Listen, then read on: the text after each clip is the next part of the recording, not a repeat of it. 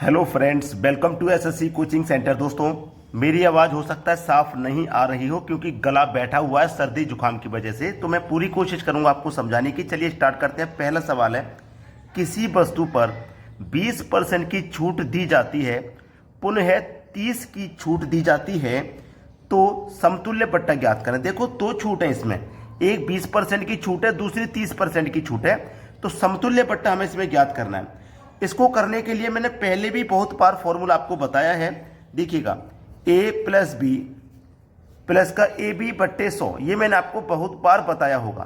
पहले वाली वैल्यू आपकी a है, बाद वाली वैल्यू आपकी b है। तो a क्या है आपका 20%। अब 20% की ये क्या है, छूट है ना। जब छूट रहेगा तो माइनस रहता है, और जब प्रॉफिट रहेगा तो प्लस रहता है। तो ये जो a है आपका माइनस का रहेगा, मतलब माइनस का 20, और ये भी छूट है तो ये भी माइनस का रहेगा 30। अब आप अच्छे से जानते हैं कि माइनस माइनस क्या होता है, प्लस होता है। ए की वैल्यू 20 है, बी की वैल्यू 30 है, बटे में क्या है 100। अब दो जीरो से आपके ये दो जीरो कट जाएंगे, 3 का गुना 2 से हो जाएगा, 3 दूने का 6, माइनस का 20 माइनस का 30 मिलकर के माइनस का 50, और प्लस का कितना है 6 है। माइनस के 50 में से प्लस के 6 कट जाएंगे तो माइनस का 44 आ जाएगा। तो माइनस का 44 आने का मतलब क्या है, ये दोनों छूट मिलाकर के एक छूट कितने की बनेगी, 44% की बनेगी। ये आपके सवाल का बिल्कुल सही जवाब हो जाएगा। सभी को समझ में आ गया। अब देखते हैं अगला प्रश्न। अगला प्रश्न है, 150 रुपए को व्यक्तियों जिनका अनुपात 11, 16, 23 है में बांटना है, तो सबसे अधिक किसे मिलेगा। देखिए, 3 व्यक्ति हैं आपके पास, ये पहला व्यक्ति है, ये दूसरा व्यक्ति है, और ये तीसरा व्यक्ति है। तीनों व्यक्तियों का अनुपात है 11, 16 और 23। ठीक है, ये तीनों व्यक्तियों का अनुपात है। बांटना कितना है, 150 रुपया को बांटना है, 150 रुपये को बांटना है। ये क्या है आपके पास, योग है, तो आप अनुपातों का भी योग कर लीजिए। ठीक है, 16 और 11 मिलकर के 27, 27 में जोड़ेंगे 23, हो जाएगा 50। तो आपके पास अनुपात का योग कितना है, 50। तो इस योग में अनुपात के योग से डिवाइड कर दो। 50 से 150 3 बार में कटेगा। बोला क्या गया है, सबसे अधिक किसे मिलेगा, जो अनुपात में सबसे बड़ा हो, सबसे अधिक उसी को मिलेगा। सबसे बड़ा है 23, तो 3 का मल्टीप्लाई 23 से कर दो, 69 हो जाएगा। सबसे अधिक तीसरे व्यक्ति को मिलेगा कितना, 69, 69 रुपए। ये आपके सवाल का बिल्कुल सही जवाब है। ठीक है, चलिए अब देखते हैं अगला प्रश्न। अगला प्रश्न है, 18 सेब के पेड़ हैं, 21 आम के पेड़ हैं तथा 39 अमरूद के पेड़ हैं, तो ऐसी कितनी पंक्ति बनेंगी जिसमें अधिकतम संख्या समान संख्या में पेड़ आ जाएं। ठीक है, अधिकतम सबसे ज्यादा। चलिएगा, हमारे पास 18 सेब के पेड़ हैं, 21 आम के हैं और 39 अमरूद के हैं। तो हम क्या करेंगे, इनका HCF लेंगे। इनका हम HCF लेंगे, तो HCF कितना आ जाएगा, 3 आ जाएगा। HCF 3, देखो 3 से ये भी कटेगा, 3 से ये भी कटेगा, 3 से ये भी कटेगा। तो 3 से हम इसको कटाएंगे, कितनी बार में कटेगा, 3 6 18, 6 बार में। 3 से इसको कटाएंगे, 3 7 21, 7 बार में कटेगा। 3 से कटाएंगे तो 3 1 कम 3, 3 3 9, 13 बार में कट जाएगा। ठीक है, कटने के बाद में आपको बस ये प्लस कर लेना है। 13 और 7 20, 20 में 6 जोड़ेंगे 26। बस यही तो है आपका आंसर। ठीक है, आपको आंसर मिल गया जिसमें अधिकतम समान संख्या में पेड़ आ जाए, 26। चलिए अब देखते हैं अगला सवाल। अगला प्रश्न है, 7 की पावर 6 प्लस 5 को 6 से भाग देने पर शेष क्या बचेगा। ऐसा प्रश्न कभी भी आ जाए तो याद रखना, या तो पावर आपको सम मिलेगी, यहाँ पे जो पावर है या तो सम मिलेगी, या फिर पावर आपको विषम दिखेगी। यहाँ पे है ना, ऐसा ही होगा, या तो सम हो गया विषम। अगर पावर सम आ जाए तो पावर पहले 2 लीजिए, 2 रखने से आंसर नहीं आए तो 4 लीजिए। अगर पावर विषम आ जाए तो पावर पहले 1 लीजिए, 1 रखने से आंसर नहीं आए तो 3 लीजिए। ठीक है, चलिए मेरे पास पावर सम है, तो जब पावर सम रहेगी तो सबसे पहले मैं पावर 2 लूंगा।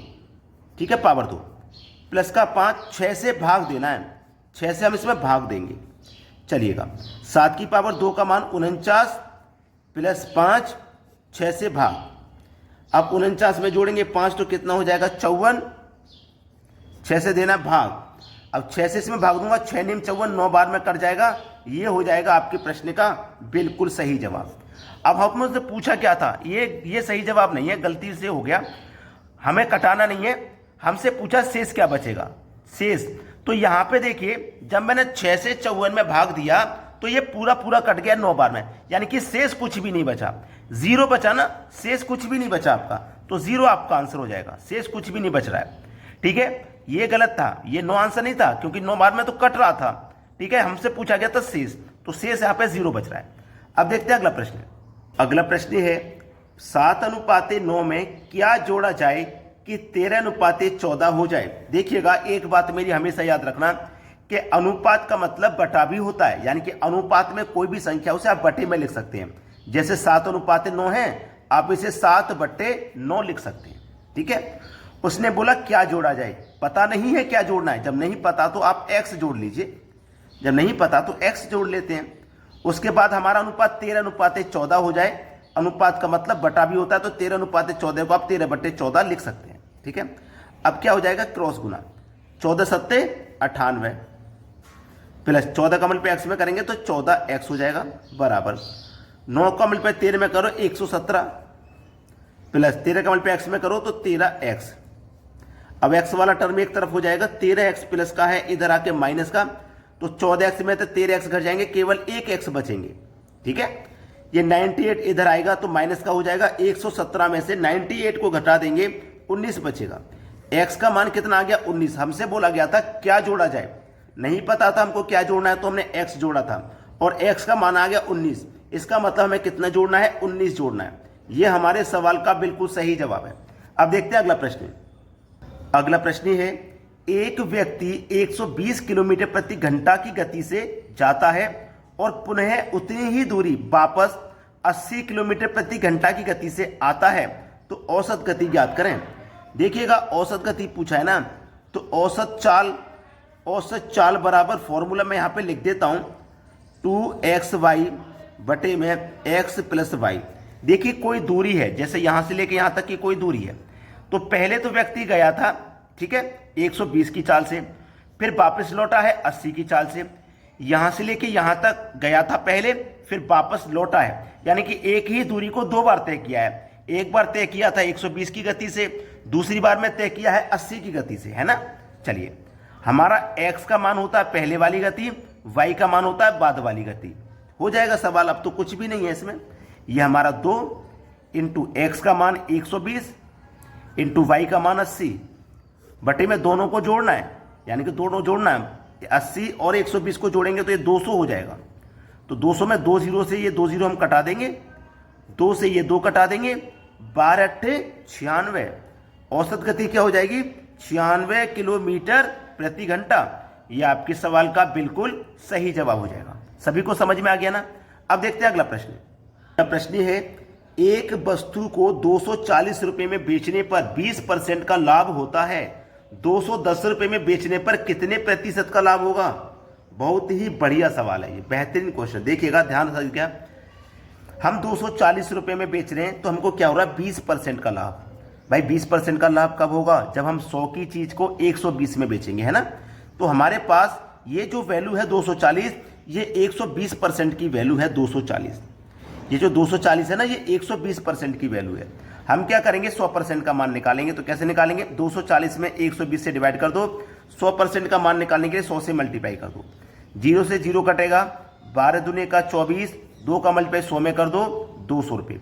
इसका मतलब ये हुआ जो 100% का मान है ना, वो 200 रुपया है। 100% का मान 200 रुपया है। अब देखिएगा हमसे बोला है कि अगर हम उसे 210 रुपये में बेचें तो कितने प्रतिशत का लाभ होगा। देखिए 200 रुपये की चीज है और हम उसे कितने बेचें, 210 रुपये में बेचें, यही तो बोला है। जब हम 200 की चीज को 210 में बेचेंगे तो हमको लाभ हो जाएगा 10 रुपये का। कितने पे होगा लाभ, हमेशा लाभ हो चाहे नुकसान, हमेशा कॉस्ट प्राइस पर होता है। कॉस्ट प्राइस हमारा 200 निकल के आया है, तो 200 और प्रतिशत के लिए 100 से गुना। ठीक है, चलिए 100 से ये 200 2 बार में कटेगा और 2 से 10 5 बार में कटेगा। तो प्रतिशत का लाभ हमें बताना है, 5% का लाभ होगा। ये बिल्कुल सही जवाब है। अगर आपने हमारे वीडियो को अभी तक लाइक नहीं किया तो लाइक कर दीजिए और शेयर नहीं किया तो भैया शेयर कर दो। ठीक है दोस्तों, धन्यवाद।